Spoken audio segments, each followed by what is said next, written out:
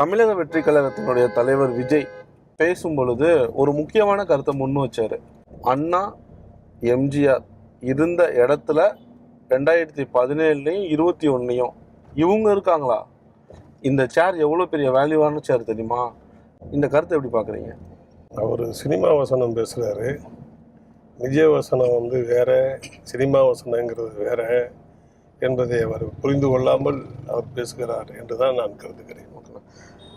எடப்பாடி பழனிசாமி ஒவ்வொரு மாவட்டத்திற்கும் கேம்பெயின் போகும்போதெல்லாம் தாவேகா கொடியை பார்க்கும்போது எங்களுக்கு புள்ளையார் சொல்லி போட்டாச்சு, நாங்கள் தான் வின் பண்ணுவோம், இந்த கூட்டணியை உடைக்கவே முடியாதுன்னா பேசிகிட்டு இருந்தார். ஆனால் கடந்த ஒரு சில தினங்களுக்கு முன்பு தாவேகா மேலே பயங்கரமான ஒரு குண்டுகள்லாம் வீசுறாரு.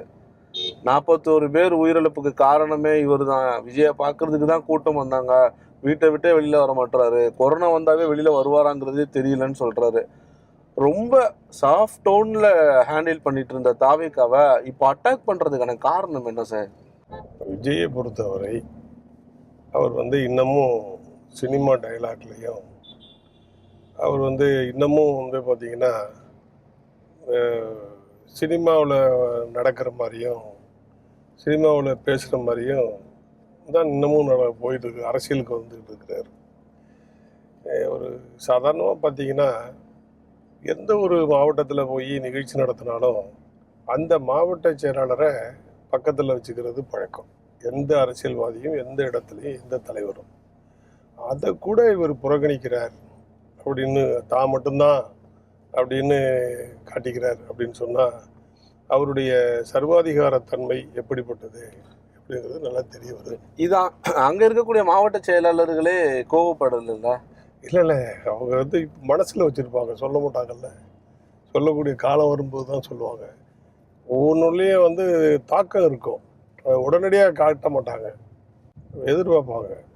இன்றைய காலகட்டத்தில் மறைந்த முதலமைச்சர் ஜெயலலிதா இருந்திருந்தா அதிமுகவில் இருக்கக்கூடியவங்களுக்கு ரெட் கார்டு யாருக்கு சார் கொடுத்துருப்பாங்க? அப்படி ஒன்றும் எதிர்பார்க்க முடியாது. புரட்சித்தலை அம்மாவை பொறுத்தவரையும் அவங்க யாராக இருந்தாலும் உண்மையாக நடக்க வேண்டும், உண்மையை பேச வேண்டும், கட்சி தொண்டர்களோடு அவர்கள் இணைந்து பணியாற்றிட வேண்டும். அது மாதிரி அடிப்படையான பிரச்சனைகளை தான் பார்ப்பாங்களே தவிர மற்றபடி வேறு எதையும் கண்டிப்பாக பார்க்க மாட்டாங்க. எப்பயுமே நல்ல உழைக்கக்கூடிய, தியாகம் செய்யக்கூடிய நல்ல தொண்டர்களை, இரண்டாவது கட்ட தலைவர்களை எப்போதுமே வரவேற்கக்கூடியவர் புரட்சித்தலை அம்மா.